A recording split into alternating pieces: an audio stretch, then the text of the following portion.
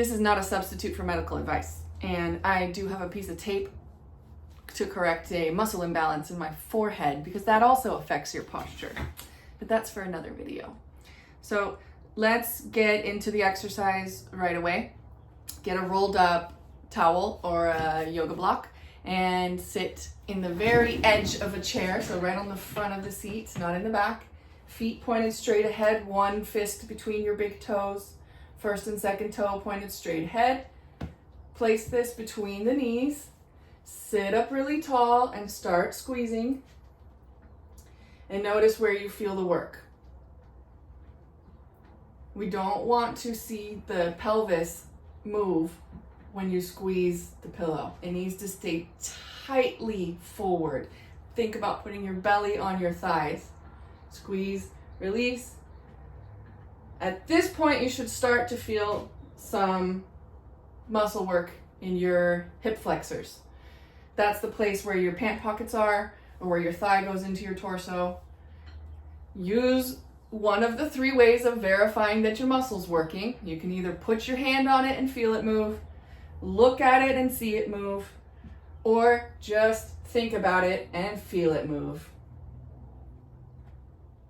Oop, I lost my pelvic tilt. Really, really crank it up. The more you keep your pelvis tilted forward, the more quickly you will increase the work in your hip flexors. At this point, we've done enough reps that you should feel it by now. If you don't, let's find out why. You may have to look in the mirror if you're visual, or you may be able to feel this, but is one sit bone heavier than the other? Like, do you feel your one butt cheek really pressing into the chair more than the other? If so, you may have one hip that's off the chair a little bit. You may be a little leaned over. So get in the center, sense that the weight in both sit bones is the same, and then resume. Make sure you're really tilted forward.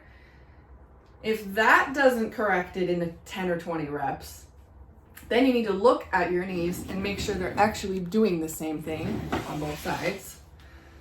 So I could have one leg that's holding more still like a stabilizer and one leg that's doing all the moving. And I could correct that by just looking at them and making them both go the same, okay? So your knees are moving the same, your hip bones are equally weighted in the chair, and you're holding the tilt every time you squeeze, because if you lose it, that's also going to lessen the hip flexor work. Keep going. If you have by now not been able to get your hip flexors even, keep going with the testing with your hands and with looking and with trying to shift your weight and moving your shoulders left or right until you are able to feel both sides the same. Once you can feel both sides the same, then start counting to 60 repetitions. After that, go back to sitting at your desk or wherever you were sitting. You're looking for a window of time where the pain is less or not at all. That window of time will probably be short because it's the first day. If you repeat this every day and you have a little bit of success every day, that window of time will get longer, where your hip flexors, they just stay on while you're sitting. You're not having to think about it. You're not having to try. You're not having to wear some device that reminds you to pull your shoulders back. You're just sitting with your hip flexors. They're doing the work. And we want to sit with your hip flexors.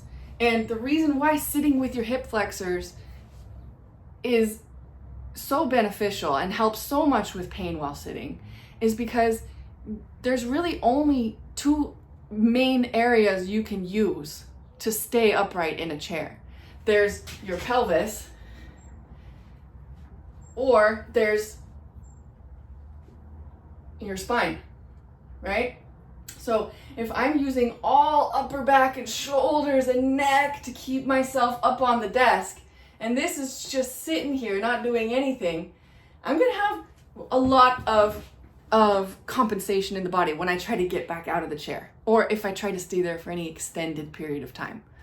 So we want to make sure that your body is conditioned to sit with your hip flexors, and that requires practicing the exercise every day with great attention to where you feel the work, whether with your hands, whether by seeing it or feeling it. So 60 reps after you verified that you can use both sides the same. Go back to sitting, see if it feels better. If you've had no results from this and you're no better at finding your hip flexors in 3 to 5 days, I recommend you find a different video of mine or someone else's and work on some other aspect of your posture and come back to this at a later date. The body is a unit. You may have an upper back that's so tight that you can't really get into that extended position. That's going to affect how you're able to use your hip flexors. Let's say your upper back is fine, but you have a really far forward head position. That's also going to prevent you from getting into an extended spine position. That's also going to affect your ability to find your hip flexors. So there are a number of postural deviations that can affect your ability to use any other part of your body. So if you don't have success here, find another video, work on something else. Find something that you are capable of addressing, where you are able to find the work on the other side. There will be an area that you'll be able to find and fix. Because the only reason you wouldn't be able to fix it with, say, this exercise would be because there's another area of your posture that needs addressing first. So the body doesn't just let go of compensations. It needs to restore function before it's going to stop compensating. Try the exercise. Let me know how you feel and if you have any questions in the comments, and subscribe for more.